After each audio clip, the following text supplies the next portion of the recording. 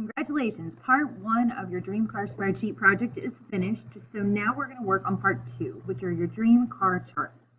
So for this part, you're actually going to be creating 2 different graphs. One is a line graph, and you can see here that it should cross like an X if you've done your numbers right. But we actually took these from new values that you haven't yet added into your spreadsheet. So I'll show you how to do that. That's your second part.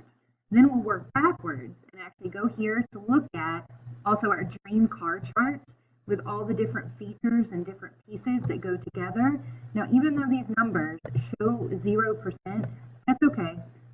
Just because you got to think about it, what is that percentage of that item compared to the others? So if you look, like things that are $1.99 compared to 41,000, that's not a big number. So keep in mind that even if it shows 0, that's okay. That's probably true. So you're going to be creating a dream car pie chart. Now, if you notice, this is set up as a different sheet. So looking at the assignment, dream car charts, the first chart that you're going to do is create a pie chart. So it tells us to create a graph that shows how each item of your car adds to the whole price. This is the sticker price. I want you to look and see, do you actually see the sticker price in here? So if there's no sticker price, you don't include that in your chart. So all this is asking us to do is to create a chart for these options here. Not our sticker price, not any of our other numbers. So we're going to highlight, and then we're going to insert our chart. Now you can choose any of the styles from the beginning, but once you choose your style, you notice the key here on the bottom is already added. But that's not everything that I'm asking you to do. So that's one part. Now it says to place the graph in a separate sheet titled Dream Car Pie Chart. This is not a separate sheet. So I am going to want to change something about my chart. So if I click my chart and I say, how can I move where the chart is?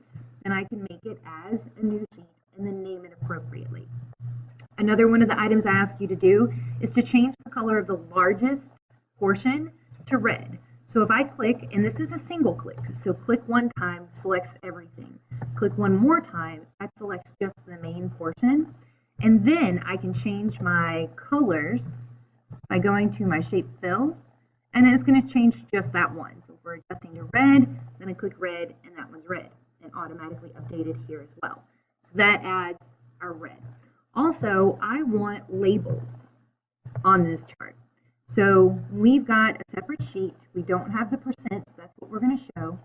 The legend should be on the bottom, and then the color is red. So 2 more things that we need to do, make sure that the legend shows up on the bottom. If not, we should be able to change it. So if you look through the different options, or even if you sometimes kind of see here, you can figure stuff out and make sure that it shows up where you want it to. If not, you're going to have to adjust it. And then for our labels or show percentages, we're going to go under our add different element, and then one of these options lets you add those percentages onto the different pieces. So you will need to figure out which labels will let you add percentages to those. And then that's going to be your chart. Now I'm going to hit delete because I think I just deleted the wrong thing. Woohoo! Because there is my chart. And if I zoom out enough, you can see that everything there is included, and it is its own separate sheet. So there's chart 1, done. Now we're going to look at chart 2. So chart 2 is not so easy. You're going to get some instructions to add data starting in D3. So you're going to add the year, new value, and amount decreased as our titles in D, E, and F. Then you're going to type in not this year, but starting with, and I meant to do next year, but I already put 2019. So you know what? We're going to go ahead and roll with 2019. So it wants us to put the next 10 years into these boxes. I'm going to do 2. So if I can show it a pattern, and then I drag it down, it'll automatically add those numbers. Now, the next item is for the new value. So if we're looking at the new value, we want to know how much will this car be worth in a few years. So if you've never heard this, when you buy a new car, especially new cars, if this car costs $41,000, then if you do your math right, you can see that just within a year or 2 years, it dropped almost $10,000. So if you tried to sell this car in 2019, this is how much it would be worth, not what you paid for it and what you probably still owe for it. So that's just one of those things. So this is called depreciation. How much that goes down, how much you lose in the value, that's what we call depreciation. So once you've got your years, the next thing that I've asked you to do is to calculate new value. Now, I'm not going to click into the box because I'm not going to give you that formula, but it's easy to find.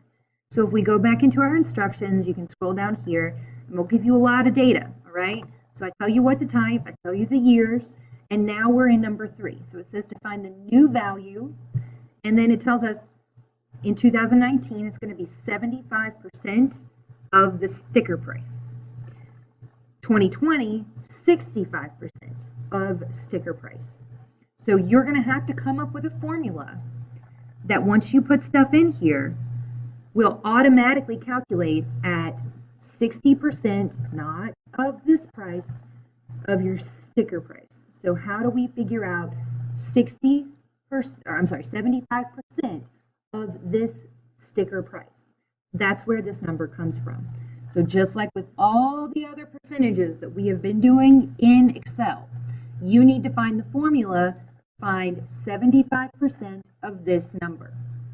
Now, after 75%, you come down to the next one. This one will be 65%, but it's the same number. So also remember, one of the things that we learned in just our last few classes was how to make it so that this sticker price never moves. So if you remember, you type something in front of the letter, the column letter, and in front of the row number. And if you type that in, when you copy the formula down, that one does not change. So that's what I want to see here for new value. It's going to be your sticker price, and then 65%. What is 65% of that number? And again, same thing goes. Now, there's not really a pattern. I think from that point on, I do 5% most of the time. So 60, 55, 50, 45, 40, 35, 30. And then I think I skip, nope, 25, 20. So all of those do have a pattern. So if you can show the computer a pattern, you can save a little bit of time. But that's how much you how much you get for the new value. That's how to calculate your new value. Then finally, here for amount decreased, we're trying to figure out, okay, so now in 2019, if it's worth this amount, how much less is it than what it was when we bought it? So all you do for this is take our sticker price and subtract that new value. And that's going to be how much it goes down. So sticker price minus new value equals amount decreased. So once you get that number, you also need to make sure that when we copy that formula down, we are always using sticker price. So if we want B12, this box right here, to always be the same in our formulas, then you've got to do something so that it will stay the same. Otherwise, when you copy it down, B12 changes to B13, B14, B15. So if it's B12, B12, B12, B12, and we drag it down, we want it to stay. Remember what you have to do to make that happen. So again, amount decreased is our sticker price, this one number here, minus each of these values. So 42,492 minus 31,869 is 10,623. 42,492 minus 27,620 is 14,872. And then keep going. Now, once you've got these three numbers, these three columns, our year, our new value, and our amount decreased, you're going to be ready to insert your line chart. So you're going to insert any of the ones from these first three will be fine. And if you notice, it's doing something a little weird here. So if I click on this one, it shows up with year as one of our lines. Well, it's not. Instead, I want year to be down here on our label. Now, I'm not going to show you how to do that. Instead, I want you to figure it out. And if you can, that's going to be extra credit. So when you're finished, this is what your chart should look like. We have depreciation values. That's what I want you to name it.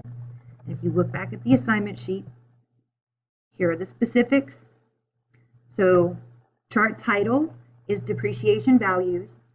category label is year, which means down here, this is year.